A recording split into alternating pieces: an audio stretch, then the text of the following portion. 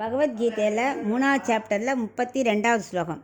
ஏத்வே தவ்ய சூயந்தோ நானுதிஷ்டந்தி மே மதம் சர்வஜான விமூடாஸ்தான் வித்தி நஷ்டான சேதசக.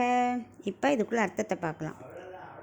போன ஸ்லோகத்தில் கர்மயோகத்தை எப்படி செய்யணும்னு சொன்னார். ஸ்ரத்தையாக செய்யணும், பொறாமை இல்லாமல் செய்யணும், அந்த மாதிரி செஞ்சால் எனக்கு அவளை ரொம்ப பிடிக்கும்லாம் சொன்னார் இல்லையா. இப்போ அப்படி செய்யாமல் இருந்தால் என்னங்கிறத பற்றி சொல்கிறார். கர்மயோகத்தை புருஷோத்தமனான நான் சொன்னபடி செய்யலேனா, அதை கடைப்பிடிக்கலேனா, பொறாமையோட ஒருத்த செஞ்சானா அவன் லோகத்தில் எவ்வளவு அறிவு இருக்கட்டும், அவன் அறிவில்லாதவன் தான். அவன் உலகத்தில் வாழறதுக்கே லாயக்கில்லை. அவன் மனிதனாகவே கருத முடியாது.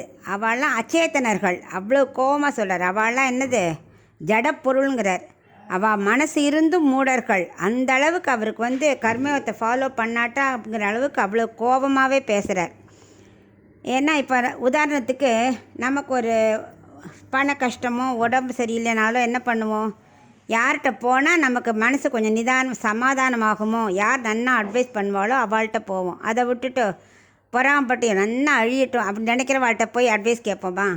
அப்படி சாதாரண மக்களே நம்மளே அப்படி பொறாமல் இருக்கிறவாள்கிட்ட போகாமல் நல்லவாள்கிட்ட போகணும்னு நினைக்கும்போது, சர்வேஸ்வரன் புருஷோத்தமன் எவ்வளோ உயர்ந்தவர், நம்ம அத்தனை பேர் நன்னா இருக்கணுங்கிறத மட்டுமே நினைக்கிறவர். அவர் சொல்கிற உண்மையை நம்ம ஃபாலோ பண்ணணுமா வேண்டாமா அப்படிங்கிறவர். அப்படி கடைப்பிடிக்கலைன்னா அவன் என்ன பண்ணணும், வாழறதுக்கே லாயக்கில்லை அப்படிங்கிறார். அதுவும் நான் சொன்ன கர்மயோகத்தை நம்பிக்கையோடு செய்யணும். சும்மா செய்யணுமே செய்யக்கூடாது, நம்பிக்கையோடு செய்யணும். அப்படி இல்லைன்னா அவன் வாழ்ந்தும் வாழாதவனுக்கு ஈக்குவல் அப்படிங்கிற அளவுக்கு சொல்கிறார்.